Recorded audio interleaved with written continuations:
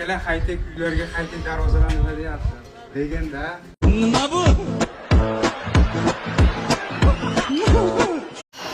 Juda ko'pchilik mana bu legendarniy darvozani so'rayveradi. Qanaqa qilib qilasizlar? Skeletini ko'rsating aka, iltimos. Men skeleti hammaga ayon, buni ochilmagan siri qolmadi. Baribir harakat qilinglar, sal nafisroq chiqarish uchun bitta xatoyimiz, qaranglar, juda ko'pchilik qaytarayotgan, mana shu arkasiga to'rga to'rni ili kesib soladi, ili truba gibda egdirib soladi. U narsa xato.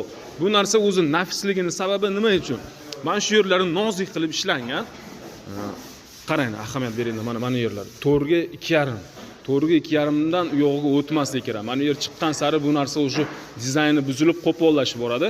Darvoza ingichka uzunroq bo'lsa, sal qisqaroq qilasizlar. O'rtacha holatda 14, 15, 16 sm qilaman.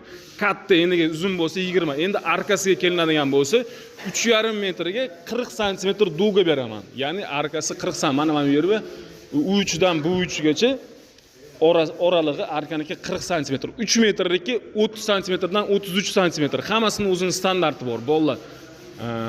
Bu narsa nima uchun to'rga to'r qo'yib bo'lmaydi? Agar to'rga to'rni truba gipdan chiqaradigan bo'lsa, men bir marta chiqartirib ko'rdim, o'zimizga to'g'ri kelmadi.